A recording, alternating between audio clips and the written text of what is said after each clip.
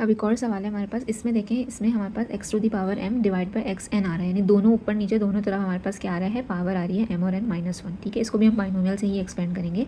पहले हम ये चेक करते हैं कि ये इनडिटर्मिनेट फॉर्म बन रही है या नहीं। जब हम यहाँ पर 1 पुट करेंगे तो 1 minus one is 0, 1 minus one is 0, तो ये क्या बन गई, 0.0 इनडिटर्मिनेट फॉर्म बन गई। अब हम सिंपली यहाँ पर क्या करेंगे, सब्सटीट्यूट करेंगे, put x is equals to 1 plus H. ठीक है, यहाँ पर h की जगह पे आप कुछ भी पुट कर सकते हैं। इसका मतलब यही होता है कि h की वैल्यू 0 है जब x जो है वो 1 को अप्रोच कर रहा है या 1 के बराबर है। ठीक है, जो मैंने आपको पिछली वीडियो में समझा चुकी हूँ। तो जैसे ही h जो है वो 0 को अप्रोच करेगा, यानी h जो अगर 0 के बराबर होगा तो x भी जो है वो क्या होगा, 1 के बराबर होगा। ठीक है, इसका मतलब ये है। अब सिंपली हमने क्या करा, इस पूरे अपने क्वेश्चन को जो है वो 1h की फॉर्मेट में कर लिया। ठीक है, x जो था उसको हमने कन्वर्ट कर लिया 1 प्लस h की फॉर्म में। x की जगह पर h आ जाएगा। ठीक है, यहाँ पर क्या आ जाएगा, x की जगह x की जगह पे 1 plus H m, 1 plus H n minus one. अब देखें अगर आप गौर से, तो ऊपर और नीचे दोनों ही जगह पे क्या लग रहा है, बाइनोमियल का थ्योरम लग रहा है। यहाँ पर भी 1 प्लस एक्स की पावर n है और नीचे भी क्या है, 1 प्लस एक्स की पावर n है। ठीक है, बाइनोमियल के फॉर्मूले से हम इसको एक्सपेंड करेंगे। ऊपर भी हमने बाइनोमियल थ्योरम से एक्सपेंड करा, नीचे भी हमने बाइनोमियल थ्योरम से एक्सपेंड करा।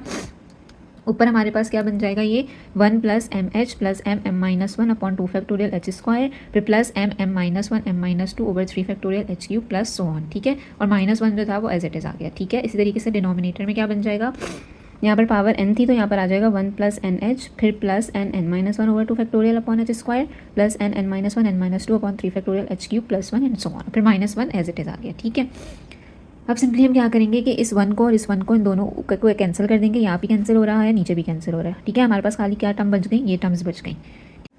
अब हमने क्या करा, रिमेनिंग टर्म्स यहाँ पे सारी लिख ली, जो बच रही थी वो हमने लिख दी। उसके बाद इन ऊपर वाली टर्म्स है, जो न्यूमरेटर है उसमें से भी h कॉमन आ रहा था, h था, h स्क्वायर था, h क्यूब था, उसमें से हमने h कॉमन निकाल लिया। नीचे से भी h कॉमन आ रहा था तो हमने h कॉमन निकाल लिया। ठीक है, जितना सिंप्लीफाई हो सकता है उसको हम इतना सिंप्लीफाई करते हैं, उसके बाद लिमिट अप्लाई करते हैं। तो h और h दोनों कैंसिल हो गया। अब इस टर्म में से कुछ और फिलहाल नहीं हो सकता, फिर हमने यहाँ पर लिमिट अप्लाई करी, दोनों ऊपर और नीचे दोनों हम अप्लाई करेंगे लिमिट। ऊपर जब हम लिमिट अप्लाई करेंगे तो यहाँ पर क्या हो जाएगा, h की जगह पर 0 पुट कर देंगे। इसी तरीके से यहाँ पर भी h की जगह पर क्या पुट कर देंगे, 0 पुट कर देंगे। और नीचे भी हमने h की जगह पे 0 और h की जगह 0 पुट करा।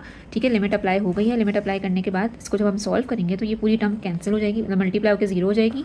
ये भी पूरी टर्म 0 हो जाएगी, ये भी पूरी टर्म 0 हो जाएगी, ये भी पूरी टर्म 0 हो जाएगी। खाली क्या बच जाएगा ऊपर m और नीचे क्या बच जाएगा n।